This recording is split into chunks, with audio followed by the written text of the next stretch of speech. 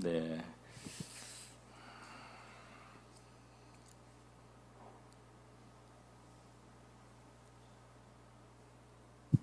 네, 오늘 일곱 교회 중에 4대 교회를 중심으로 좀 말씀을 드려보겠습니다. 저는 좀 이렇게 좀 넓게 보고 전체적으로 보는 거를 중요하게 생각해가지고 할 때마다 좀 전체적인 그림을 좀 자꾸 그리는데 여러분 이해해 주시기 바랍니다. 자, 일곱 교회, 계시록에 나오는 2장과 3장에 나오는 일곱 교회는 바로 이제 초대교회로부터 예수님이 오시기 전까지 이 땅에 있을 수 있는 그런 모든 교회의 모델들이라고 할 수가 있다. 그죠? 모델들이라고 할 수 있기 때문에 우리도 어딘가에 우리의 모습이 여기 있다는 겁니다. 그래서 우리가 일곱 교회의 에베소 교회라든지 한번 해볼까요? 에베소 교회, 두 번째는 서문화 교회, 그다음 세 번째는 버가모 교회, 또 두아디라, 그다음 4대, 오늘 4대 교회죠. 그다음 빌라델비아, 그다음 라오디게아. 이제 계속 반복하다 보면 조금 더 친숙해지겠죠.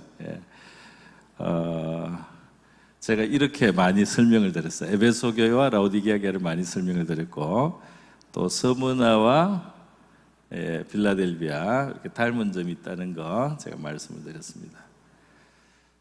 이 에베소 교회와 이 라오디게아 교회는 겉으로 볼 때는 굉장히 좋은 교회고 왕성하고 뭐 굉장히 풍성한 것 같지만 아주 결정적으로 위험한 교회라고 그랬죠. 그게 참 놀랍습니다. 이 교회는 많은 좋은 것들이 있는데 처음 사랑을 버렸다. 처음 사랑을, 이 사랑이라고 하는 하나님이 가장 중요하게 여기는 이 심장을 빠뜨리기 때문에 촛대가 옮겨질 수 있다. 그죠? 그래서 우리 성도의 이제 신앙생활에서 이 사랑의 중요성을 잊으면 안 돼요. 그래서 주님이 서로 사랑하라든지 하나님을 사랑하고 이웃을 내 몸처럼, 또 이제 한 걸음 더 나가면 예수님이 내가 너희를 사랑같이 너희도 서로 사랑하라. 그리고 그게 원수를 사랑하라까지 있잖아요. 그죠? 그리고 우리가 미움을 가지면 안 된다 이 말이에요. 그죠? 뭐 책망할 수도 있고 바로 잡아줄 수도 있긴 하지만 이 원수를 마음에 품으면 안 된다는 거.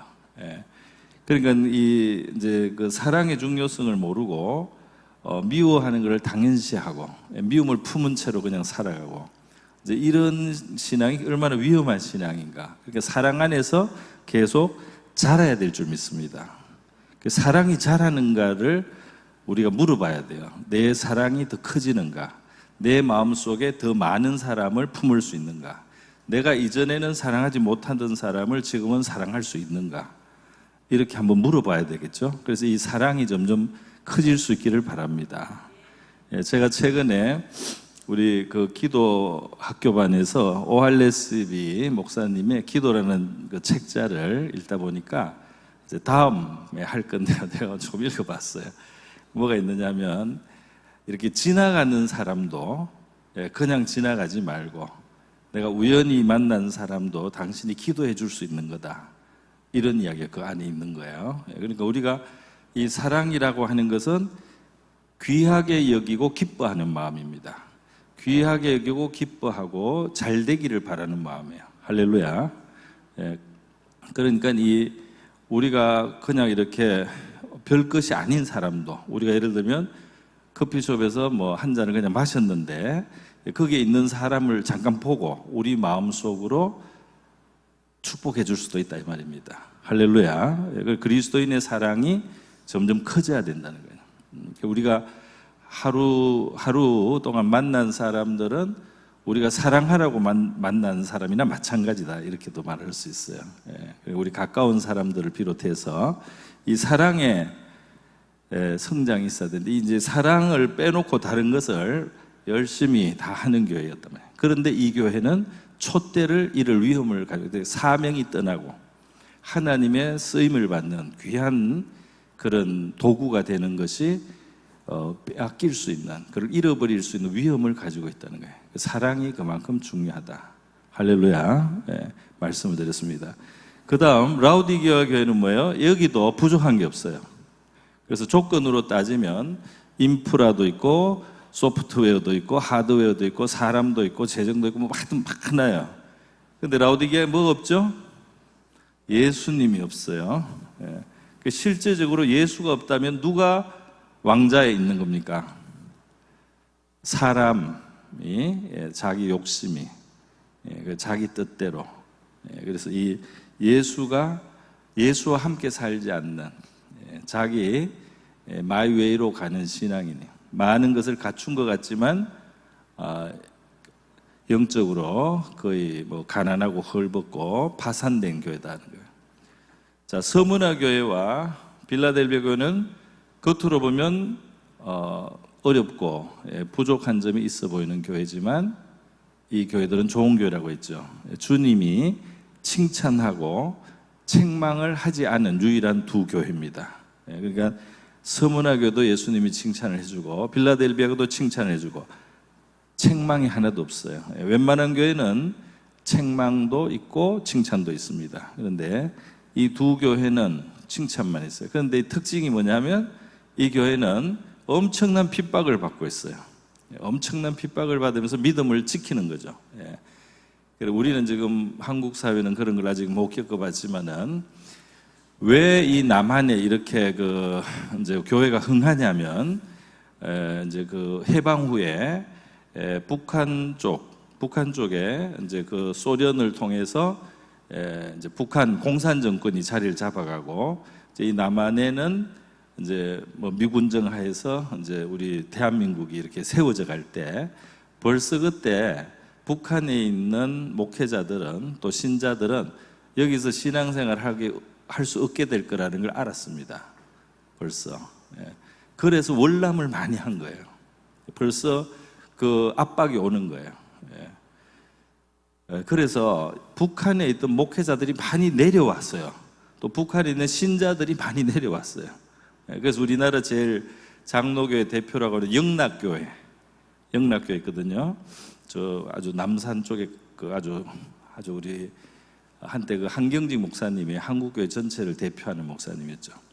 근데 그런 분들은 다 북한 분입니다. 신의주에서 오고 북한에 있던 성도들이 와가지고 그 교회가 그렇게 이제 옛날에 가장 큰 교회였습니다.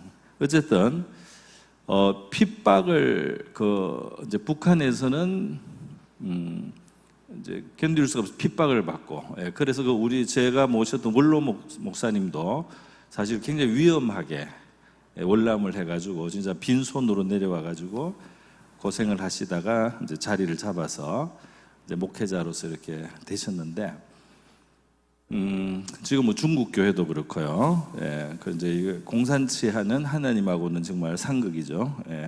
어쨌든 이 당시에는 로마 황제, 이 로마 제국이 이제 황제 숭배를 강요를 했어요. 황제를 신으로 경배하라고. 근데 크리스찬들이 그것을 거부하다가 핍박을 많이 받았습니다. 그래서 이 서문화교는 재산도 뺏기고, 그러니까 이 무서운 게 이제 이 교회가 탄압되는 방법이 감옥에만 넣는 게 아니고 재산을 몰수당할 수가 있어요. 그게 참 무서워요. 미국에서 동성애 교단으로 넘어가면 이 교단이 동성애를 지지해 버리면은 거기에 우리는 이 교단에서 탈퇴하겠다고 하면 교회가 탈퇴하겠다고 할 때 재산을 놓고 나와야 됩니다. 그래서 엄청난 대가를 치러야 되는 거예요. 그래서 그게 싫어서 그냥 남아있는 사람들이 있어요. 재산을 잃는 게 너무 힘들어서 그냥 동성애 교단에 그냥 들어가 있는 거예요. 그만큼 어려운 문제입니다. 서문화교회는 굉장히 핍박을 많이 당하는데 견디고 참고 핍박 속에 있는데 오히려 대체로 그렇죠. 세계적으로 핍박을 많이 받는 교회는 망하지 않고 은혜가 더 충만해집니다. 할렐루야. 그 어려움 속에 신앙이 더 진짜 신앙이 나와요. 아주 불같이 연단을 받아요. 그러면 흐릿하던 신앙은 그냥 금방 이제 달라집니다. 자, 어쨌든 이 서문화 교회, 빌라델비아 교회는 뭐죠? 능력이 적은 교회. 능력이 적지만 주님의 이름을 배반하지 않는 교회. 이 교회가 주님 앞에 굉장히 큰 그 은혜를 입죠. 그래서 빌라델비아도 칭찬을 많이 받고 예수님이 열린 문을 둔다고 그랬어요. 다윗의 열쇠를 가지신 주님이 이 빌라델비아 교회와 함께 하셔서 내 앞에 열린 문을 두나니 아무도 닫을 수가 없다. 할렐루야. 그 빌라델비아 교회는 승리의 길이 열려 있는 겁니다. 배반하지 않는다는 거, 주님을 어려울 때 내가 힘이 약해도 주님을 배반하지 않는다는 것이 얼마나 중요한지 알 수 있어요. 자, 그리고 요 중간에 세 교회는 이제 좀 병든 교회라고 할 수 있어요. 병든 교회. 나름대로 교회다운 어떤 면들을 가지고 있는데 이제 병들어 있습니다. 요 버가모와 두아디라 교회 요 두 개는 잘못된 가르침, 그러니까 이단 사상이라든지 잘못된 가르침. 여기 버가모에는 우상 숭배를 하는 발람의 가르침이라고 했죠.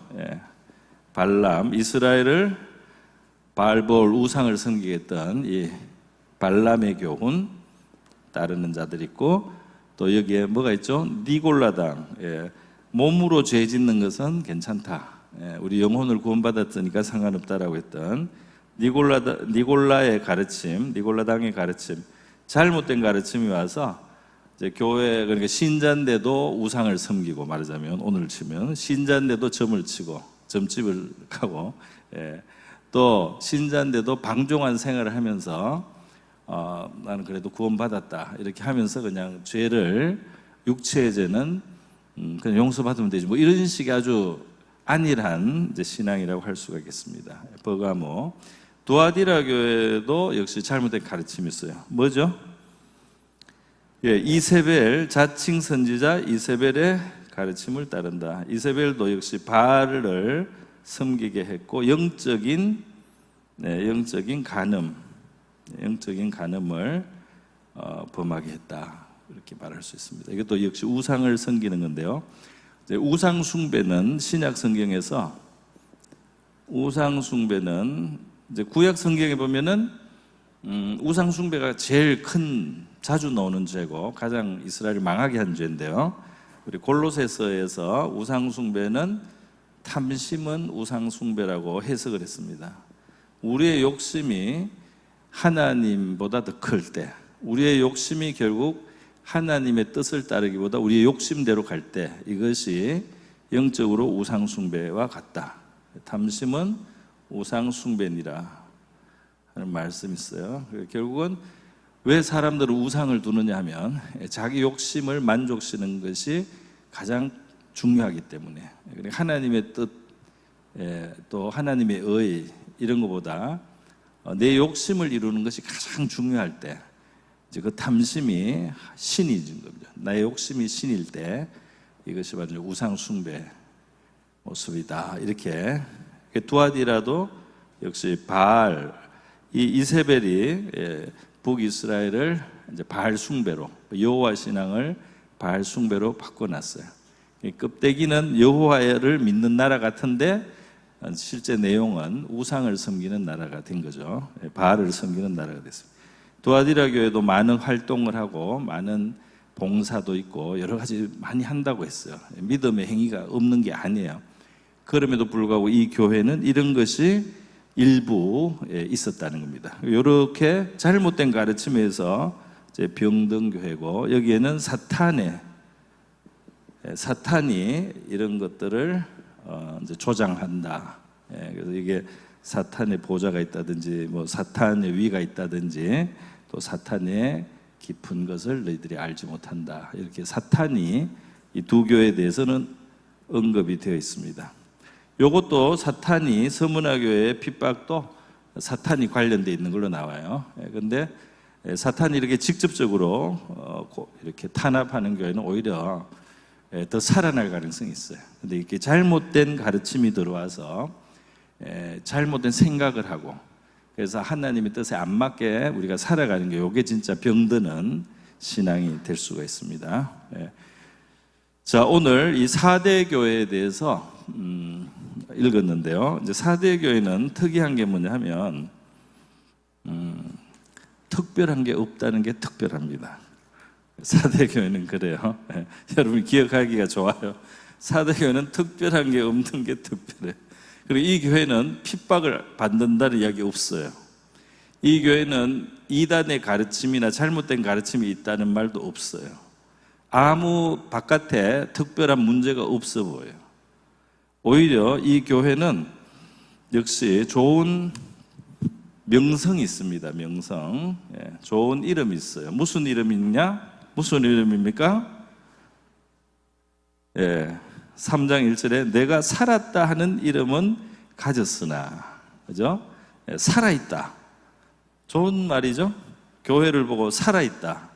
예, 생명교회. 예를 들면 살아있다, 활력교회.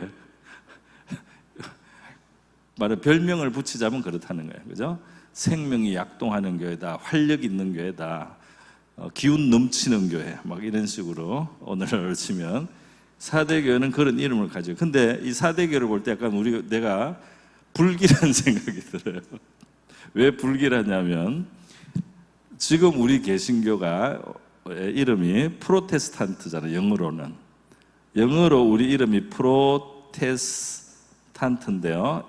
이게 뭐냐면 로마 교회가, 캐톨릭 교회가 하나님의 말씀에서 떠나서 인간의 공로, 인간의 선행으로 구원받아야 될 것처럼 하고, 그래서 심지어 성 베드로 성당을, 로마의 아주 어마어마하게 큰 성당, 그걸 지을 때 돈을 모으기 위해서 면죄부를 팔았죠. 그래서 당신이 이 베드로 성당을 위한 헌금을 드릴 때 당신의 죄가 다 사함을 받는다.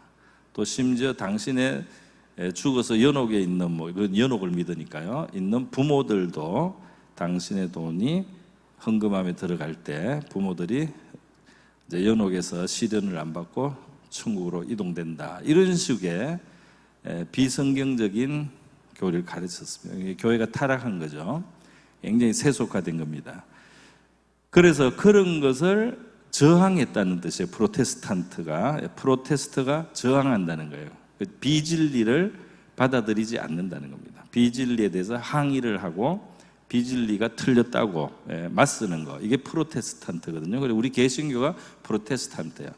성경을 기준으로 해서 그대로 안 하면 교황이라도 틀렸다고 우리가 이야기를 한다 이 말이죠. 그리고 우리는 그걸 따르지 않겠다. 이게 프로테스탄트. 그러니까 프로테스탄트의 이름이 이 4대가 살았다는 이름을 가졌다는 것하고 조금 닮아 있어요. 조금. 예? 우리가 이 죽은 것처럼 그냥 아무데나 끌려다니지 않는다는 거죠. 잘못된 대로 끌고 가도 그냥 끌려가면 죽은 거잖아요. 근데 우리는 진리를 알고 성경의 그 빛으로 우리가 판단을 스스로 해서 이것은 성경이 맞지 않다, 이것은 하나님 뜻이 아니다. 그래서 종교개혁을 했던 루터가 1517년이죠. 아주 유명한 해죠. 이 해 때 이제 면죄부 문제를부터 해서 캐톨릭 교회의 문제를 95개를 쭉 이렇게 다 공포를 하고, 그거를 비텐베르그 어디 성당 문 앞에 이제 대자보를 붙여놨어요. 여기서부터 전쟁이 일어난 겁니다. 캐톨릭 교회하고 이 루터하고. 그러면서 이제 우리 개신교가 그래서 나온 거예요. 결국은 할렐루야. 우리가 아는 저 북유럽 있죠. 노르웨이, 스웨덴 이런데, 그죠? 덴마크, 저도 스웨덴, 노르웨이, 또 뭐가 있죠? 핀란드 뭔가 있나? 그 세 개가 있잖아요. 그 위에.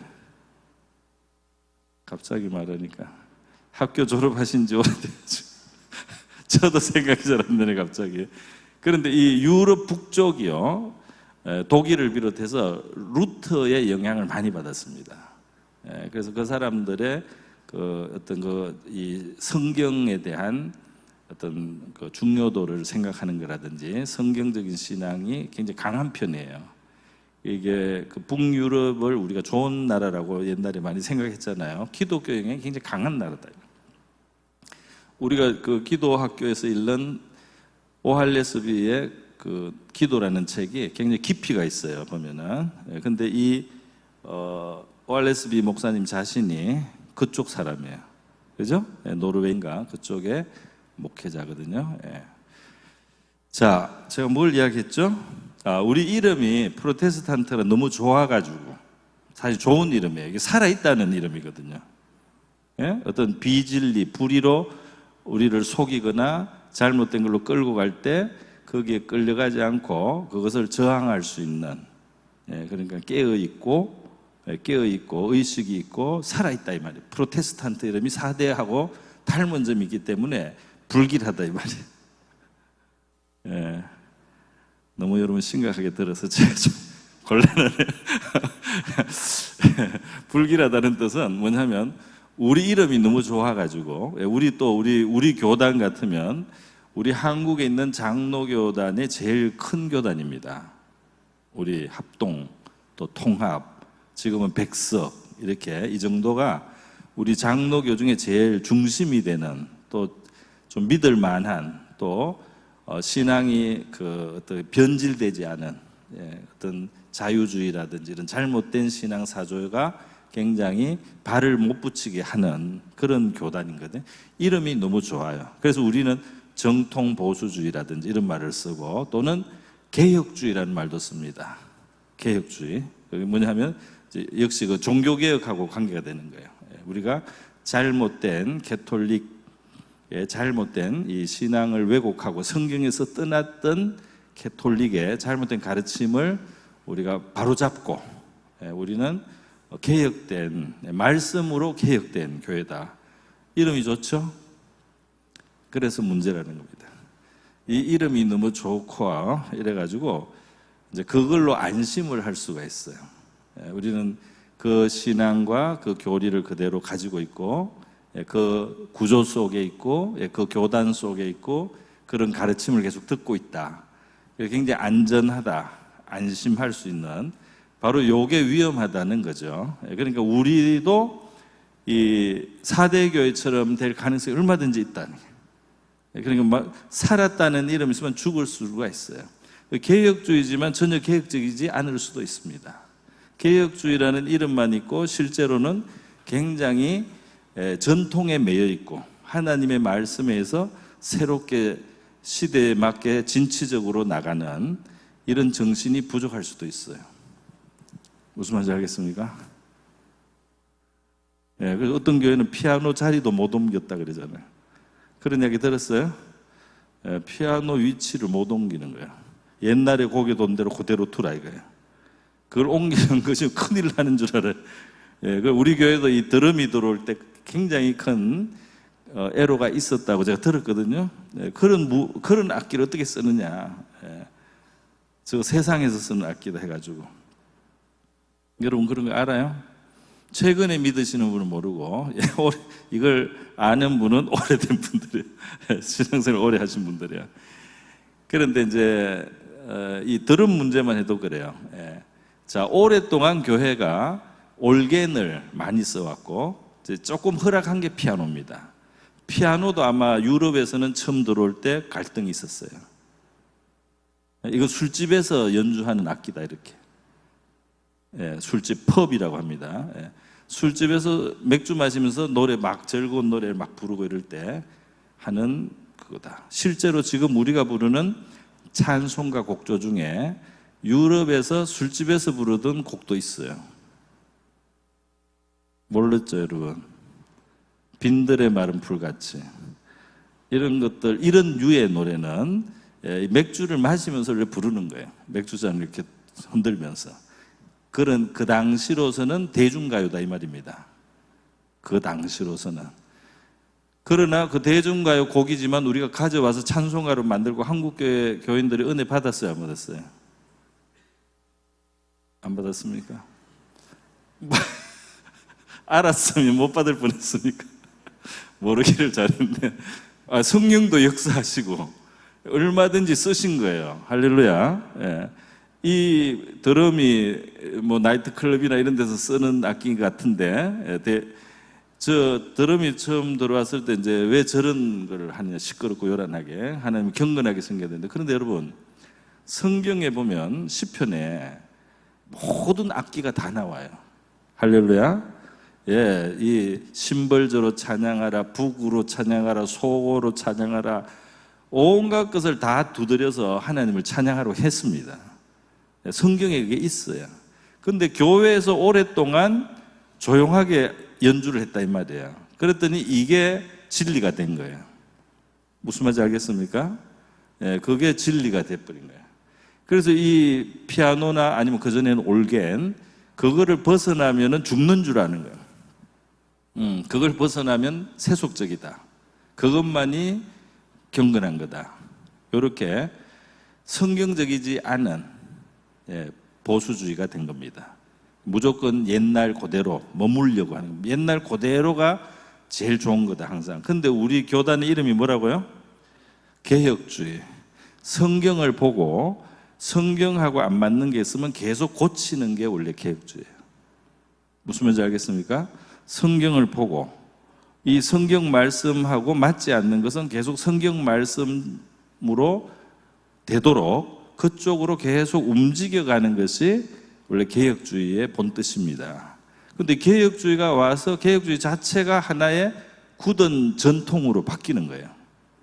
그래서 하던 대로 안 하면 전부 다 잘못된 것처럼 이렇게 이제 했다 이 말이죠. 그래서 그게 위험하다 이 말이에요. 예. 그래서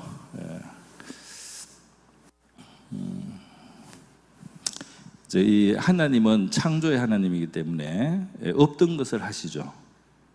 없던 것을 만드셨잖아요. 그죠? 예. 그 처음에는 토단과 돌단으로 단을 쌓게 하고 그거밖에 없을 때, 그 다음 하나님이 성막을 짓게 해서 거기서 예배를 드리게 하고, 시대가 바뀌니까 하나님이 성전을 짓겠습니다. 할렐루야. 아시겠어요? 그 상황에 따라서 하나님이 가장 적절한 것을 계속 취하신 거예요. 무슨 말인지 알겠어요?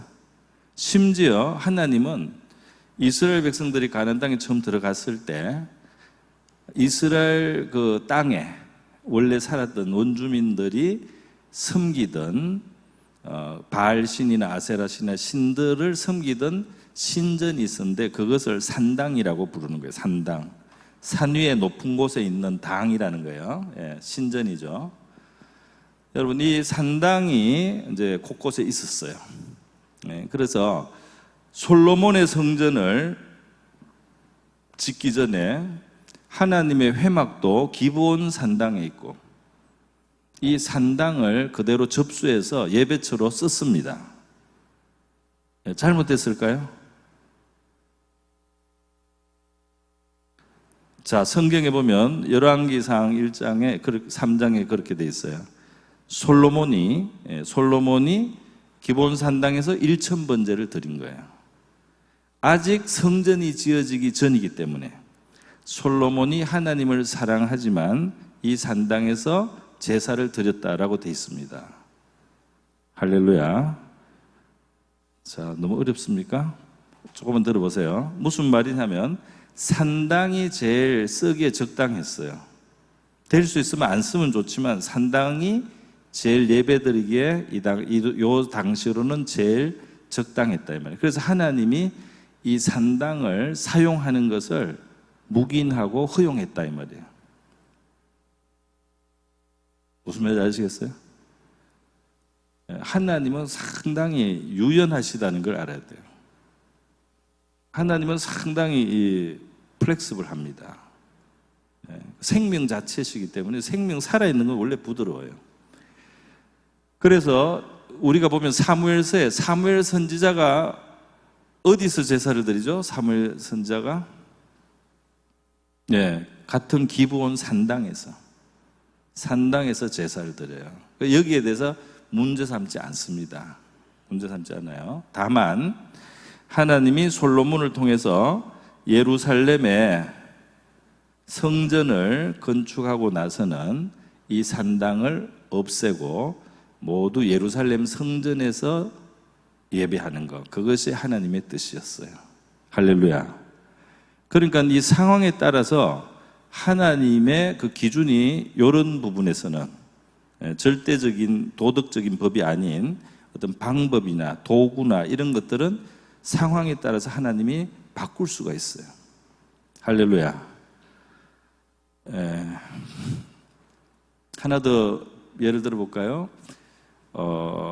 우리 구약 성경 율법에 먹을 수 있는 것과 먹지 못하는 게 있죠. 이스라엘 백성이 먹어도 되는 동물과 먹으면 안 되는 동물. 예를 들면 돼지를 먹어도 됩니까? 안 됩니까? 안 되게 돼 있어요. 구약 율법에. 이 되새김질도 하고 굽이 갈라져 있어야 돼. 그죠? 되새김질도 하고 굽이 갈라져 있는 것은 소, 양, 염소 이런 거잖아요.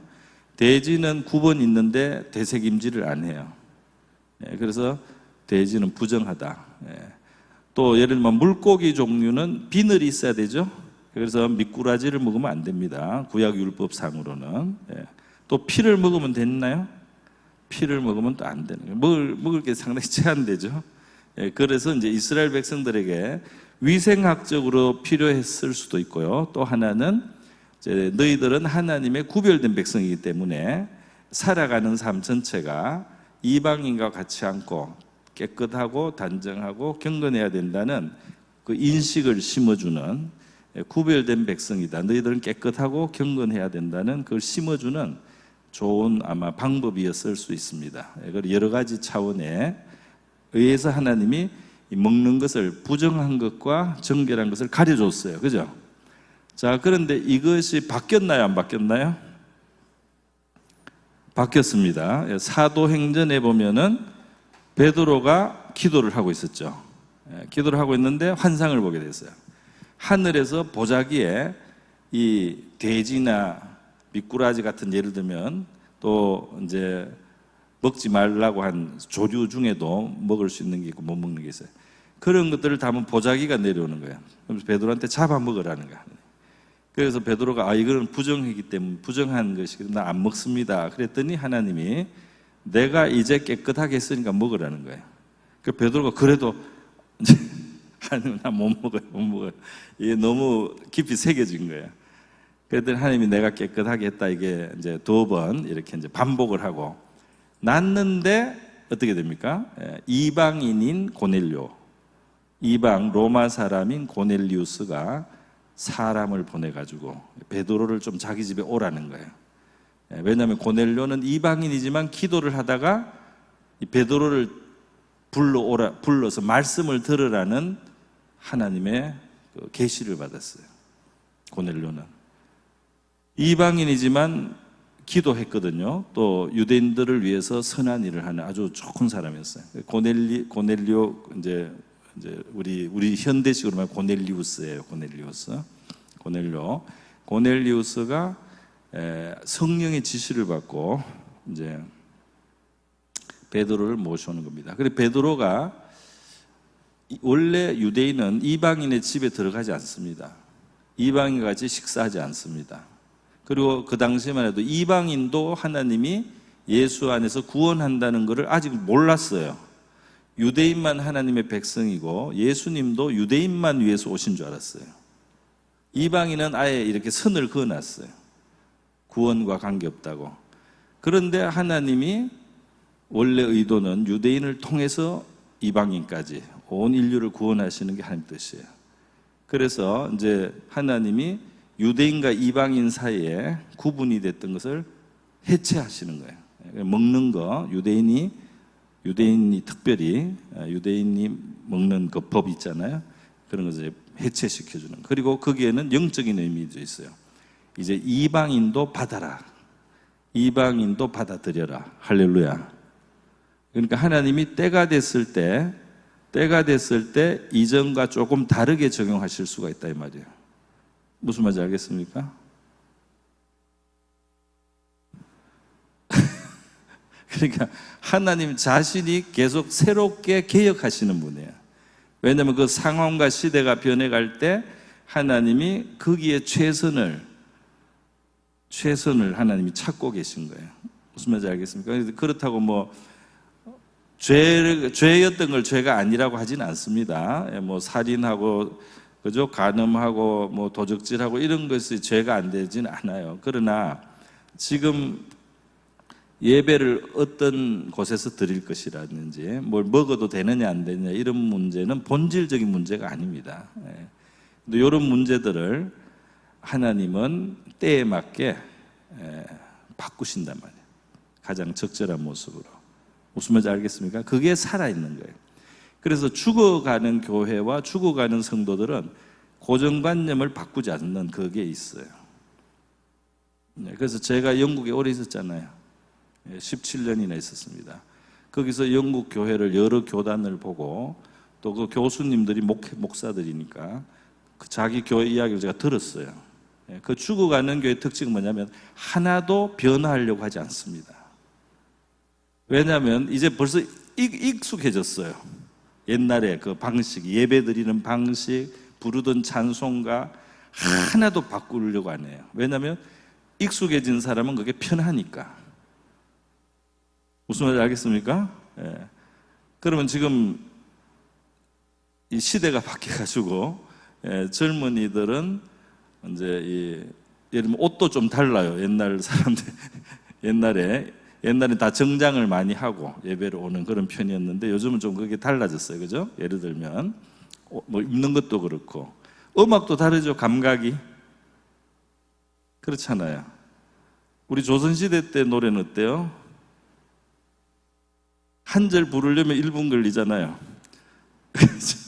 청산, 이게 청산리가 나와야 되는데 청산에서 몇 초가 가리지만 청산, 이게 계속 가요. 한참 있다가 청산리가 나옵니다. 아시죠? 그때는 그게 노래예요. 그 정서가 그랬어요. 사람들이 깊이 음미하고 뭐 그랬던 것 같아요. 오늘날 부르면 오늘 우리 이 찬송가는 조선시대 사람들한테는 랩입니다. 못 알아듣는 빠르다.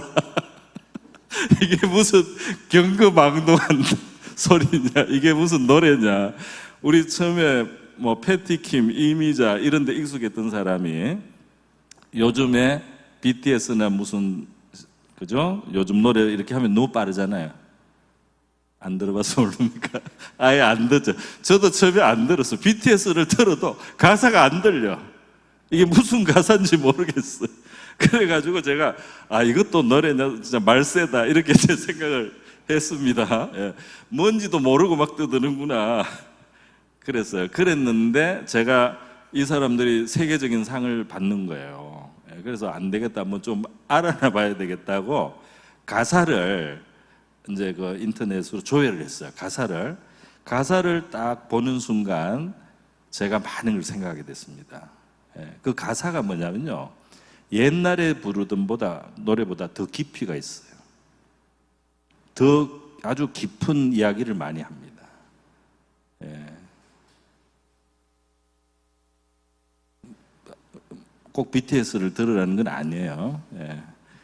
철학적인 가사도 있어요. 그리고 가사가 일단 내용이 많아요. 그게 더 많은 이야기를 하고 있는 거예요. 예. 굉장히 많은 이야기를 하고 깊이가 있더라고요. 그래서 이랬구나. 그래서 사실 외국에서 우리나라 그 BTS 그 팬들을 부모들이 애들이 팬이 되고 또 자기들도 나중에 팬이 된 외국 사람들이 많아요. 근데 왜 그러냐? 우리 애들이 건전해졌다는 거예요. 언제까지 이럴지는 모르겠지만 지금까지는 그랬습니다. BTS의 가사는 그러니까 방탕하지가 않아요. 지금 서양의 그 가사들, 대중가요들 중에는 뭐라고 하나, 퇴폐적인 게 많아요. 퇴폐적인 거, 굉장히 퇴폐적인 가사가 많습니다. 그래서 그 반항하고, 뭐 마약하는 거라든지, 뭐 문란한 생활이라든지, 뭐 막 이런 나쁜 것들을 이렇게 자극하는 그런 가사들이 많이 있어요. 그런데 이 BTS 가사는 건전하다 이 말이에요. 그리고 뭔가 희망을 주는, 좀 바르게 살게 만드는 그런 그게 있다 이 말이에요. 그러니까 우리 이제 BTS 가사 중에 예를 들면 이제 그런 뭐 그게 섬여 있겠죠. 그 우리 한국 젊은이들 마음속에 물려받은 것들이. 예. 그래가지고 어쨌든 좋은 영향을 준다. 그래서 환영을 많이 받은 겁니다. 할렐루야. 그리고 우리나라가 직접 선교를 한 건 아니지만 그 우리나라의 어떤 그 문화적으로 가지고 있는 어떤 조금 좋은 면들이 이제 이 세상에 조금 좋은 역할을 한 거예요. 그런 대중가요를 통해서도. 뭐 하다 이렇게 왔죠? 그러니까 이게 바뀐다는 거죠. 시절과 이 세월에 따라서. 자, 그러면 이제 이렇게 세상이 바뀔 때 살아계신 하나님과 동행하는 교회라면, 그죠? 이 새로운 시대에 하나님이 새로운 일을 하실 것이라는 것을 예상을 해야 돼요. 그리고 그 하나님이 어떤 데 관심이 있고 어떻게 하시기를 원하시는지를 잘 깨닫고 새로워질 필요가 있다 이 말이에요. 여러분 비텐베르크 아세요? 비텐베르크? 학교를 마치신 지 너무 오래되죠? 이게 금속 활자, 유럽의 금속 활자를 처음 만든 사람입니다. 비텐베르그. 이름이 독일 계통이죠. 예, 비텐베르그. 이 금속 활자는 나무보다 훨씬 더 이제 오래 쓸 수도 있고, 그죠? 또 조합을 해가지고 쓰면은 알파벳만 만들면 계속 이제 많은 걸 만들어낼 수 있잖아요, 그죠? 옛날에 그래서 지금은 이제 우리나라 뭐 직지심경인가 뭐가 더 오래됐다고 이렇게 밝혀졌고 이렇게 했지만 어쨌든 유럽에서는 비텐베르그의 금속 활자가 제일 빨리 나왔는데요. 이 비텐베르그의 금속 활자가 나왔을 때 그전엔 필사했다, 손으로 뺏겼었어요. 책이 얼마나 비싼지 몰라요. 그런데 비텐베르가 이렇게 해서 아주 싸게 책들을 막 찍어낼 수 있을 때 이것을 제일 많이 활용하고 제일 많이 사용한 단체가 어딘 줄 아십니까? 독일의 루트 교회예요. 루트의 독일어 성경, 루트의 종교개혁 사상이 비텐베르그 금속 활자를 사용해가지고 유럽에 확산된 겁니다. 할렐루야.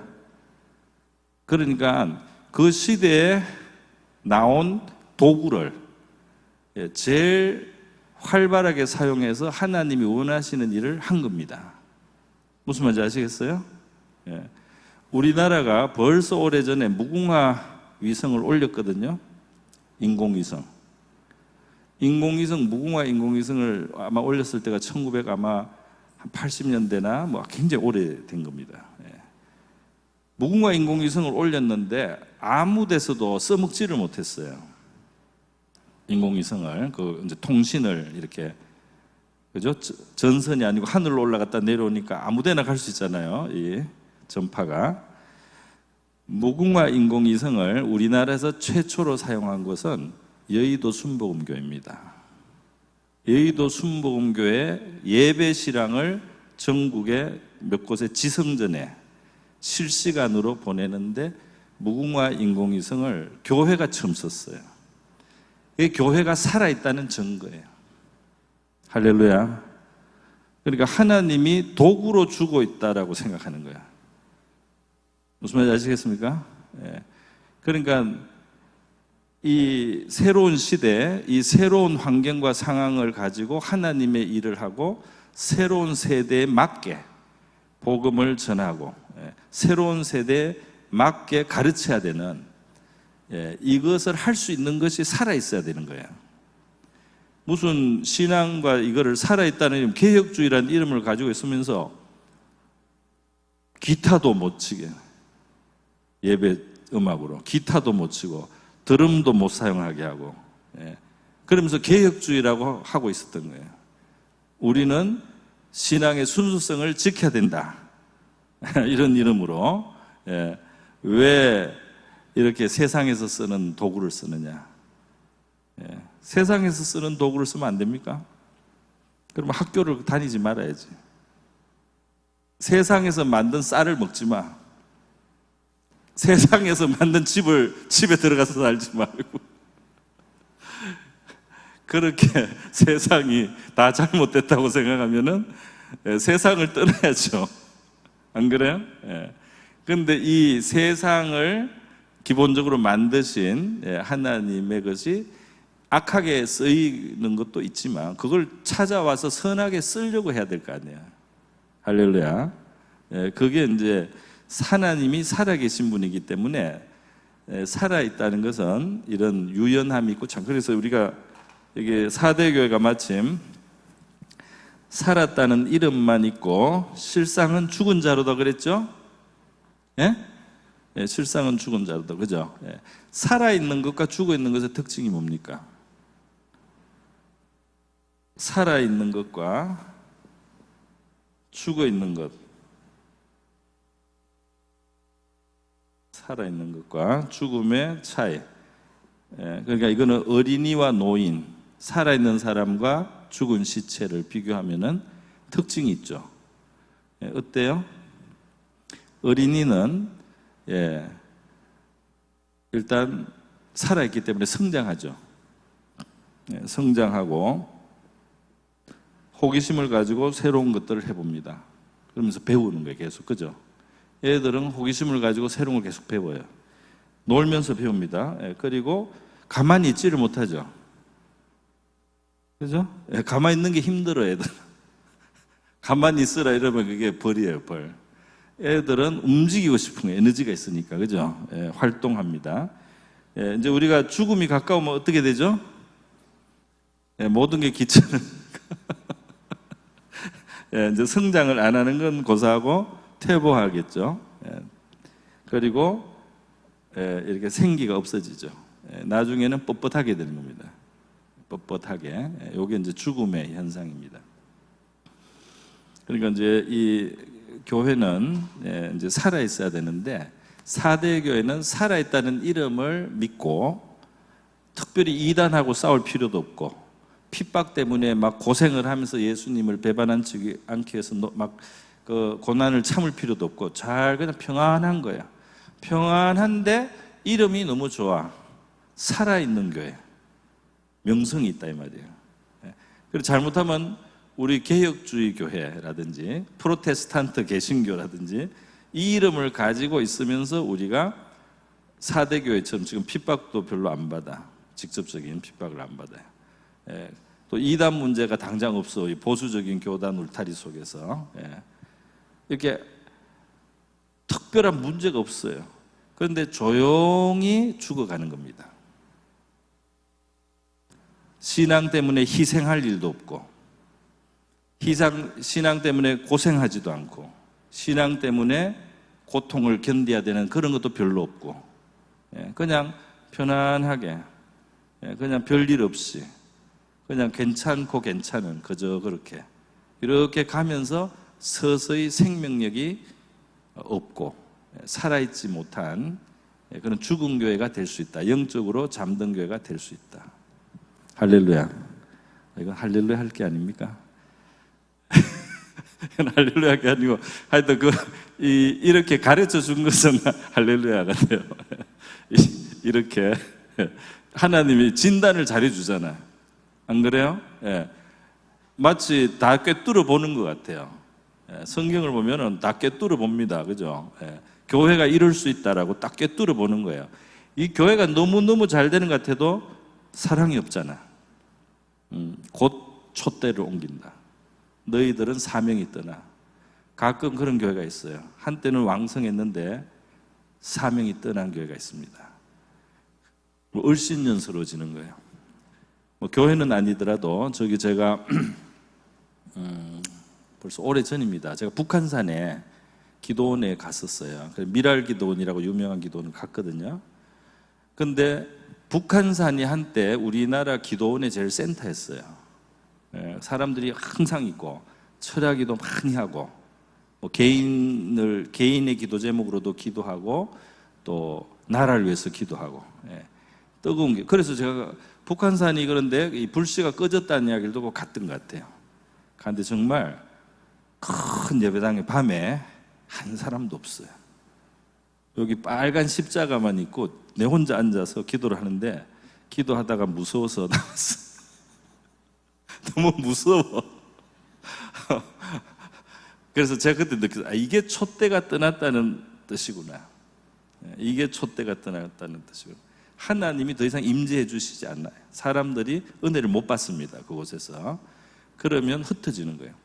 그런데 제가 나중에 영국에 있다 한국에 잠깐 들어왔을 때 이 안양에 있는 갈멜산 기도원이라고 있어요. 조성근 목사님이라고 아주 훌륭한 목사님인데, 영국에도 그분이 한번 한인교회 사경에 부흥회로 한번 오신 적이 있다고 제가 아는데요.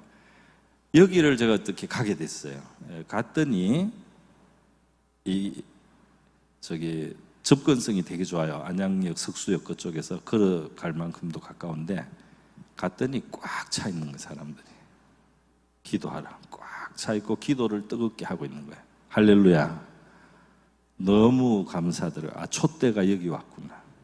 하나님이 북한산에 그를 이때 옮겨놨구나. 그렇게 느꼈어요. 여러분, 그래서 이 이야기 왜 했죠? 이 사명이 떠난 에베소 교회, 그죠? 지금 당장은 뭐가 막 돌아가는 것 같은데 하나님이 경고를 하는 거예요. 말씀이 꿰뚫어 보고 있는 거예요. 에베소 교회를. 너희는 가장 중요한 사랑을 지금 잃었잖아. 하나님에 대한 사랑, 사람들에 대한 사랑이 지금 너희들이 전혀 그거를 중요하게 생각하지 않고 있다.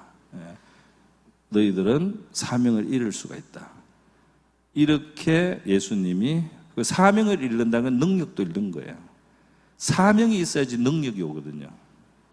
사명이 있을 때 다른 걸 붙여주거든, 하나님이. 할렐루야. 그 사명을 감당하라고 능력도 주고 복도 주고 다 주는 거예요. 하나님이 그냥 주는 게 아닙니다. 여러분, 이스라엘이 이사야서 5장에 4장입니까? 5장에 보면 하나님이 이렇게 표현했어요. 자, 이스라엘을 내가 사랑해서 이스라엘을 이렇게 데려다 놓고 포도원을 만들고 여기 심어가지고 애굽에서 가지고 와서 이 가나안 땅에다가 심어놓고 내가 울타리를 탁 쳐주고 여기에 지금 망대도 세워서 보호를 해주고 그리고 또 이게 뭐 거름도 주고 잘 돌보고 이렇게 했다는 거예요. 왜 그랬을까요, 하나님이? 그건 이제 포도원이에요. 이스라엘을 포도원에 비유한 겁니다. 포도원을 이렇게 축복해 준 거예요. 포도원을 많이 축복해 줬어요. 왜 축복해 줬을까요? 열매를 맺으라고. 이 인자와 공의의 열매를 맺으라고. 할렐루야. 하나님의 뜻을 행하는 백성이 되라고. 하나님이 어떤 좋으신 분인지를 나타내는 그런 나라가 되라고. 그죠? 그런데 이스라엘은 덜 포도를 맺었도다 그랬어요. 하나님이 축복한 이유는 뭐예요?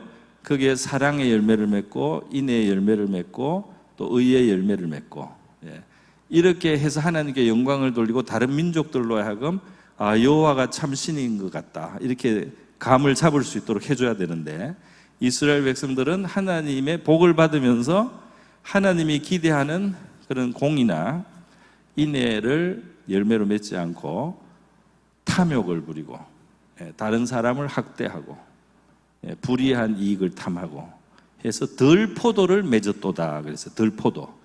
덜 포도를 맺었기 때문에 하나님이 어떻게 한다? 울타리를 걷어치우겠다는 겁니다. 그 망대도 이제 필요 없다는 거예요. 그럼 어떻게 돼요? 덜 짐승이 와서 짓밟고 먹게 된다는 거예요. 무슨 말인지 알겠어요? 사명을 잃는 거는 결국 다 잃어요. 그래서 우리 성도들에게 하나님이 어떤 선을 베풀어 주시고 또 이 세속적인 것까지 채워 주시고 많은 것을 주실 때 뭘 하라는 뜻입니까? 하나님이 기뻐하는 열매를 맺으라는 뜻이에요. 할렐루야. 고기를 해야 되는데 그냥 하나님은 우리가 달라고 하면 그냥 계속 주는 분 그렇게만 생각하면 안 되는 거예요. 만약에 그 사명을 감당을 하고 하나님이 원하시는 열매를 맺으면 어떻게 되겠습니까? 이제 달라고 안 해도 더 주시겠죠. 안 그렇겠습니까? 달라고 안 해도 더 하라, 더 해라. 그렇게 계속 더 해 하고 계속 더 주시는 거예요. 그래서 사명이 있다는 것은 그렇게 귀한 것이다. 자, 4대 교회 이야기를 하다가 좀 이런 이야기를 제가 했습니다. 사대교회는 너무 멋진 이름을 가지고 있으면서 사실은 그 반대로 죽은 교회 또는 죽어가는 교회가 된 거야. 그래서 깨어라 이런 표현도 있고 죽게 된 것을 돌이켜라. 남아있는 그 죽게 된 것까지 너희들이 돌이켜라. 죽게 된 것을 굳게 하라. 이제 죽지 말라는 말이죠. 이렇게 이제 말씀을 하고 있습니다. 시간이 많이 됐네요. 좀 풀어서 설명을 하다 보니까 시간이 됐는데 여러분이 복잡하지는 않고 좋죠. 조금만 주제를 적게 하고 이야기를 좀 많이 하면은 이해하시는 데는 더 도움이 될 줄 믿습니다. 그러니까 우린 사대교회가 되지 말자, 그죠? 이 사대교회도 처음에는 복음을 받고 하나님께 감동을 갖고 기쁘게 섬기고 사랑하고, 그죠? 또 회개도 하고 이랬던 교회지요. 그런데 어느 사이에 자기들은 항상 옳은 진리를 가지고 있고 옳은 교단에 속해 있고 자기들은 특별히 잘못이 없고 이러다 보니까 주님이 여기 보면 온전함이 없다. 너희들에게는 온전한 것을 볼 수가 없다. 그런 표현이 있어요. 너희들에게는 온전한 것을 찾지 못했다. 사대교회는 하나님 안에서 계속해서 좀 살아있는, 하나님을 더 알아가는 영적인 성장을 하고 또 하나님의 뜻을 더 많이 실천하는 이런 방향으로 조금씩 갔어야 됩니다. 조금씩이라도. 우리도 조금씩이라도 믿음이 더 자라야 될 줄 믿습니다. 우리 조금씩이라도 사랑이 더 자라야 될 줄 믿습니다. 그죠?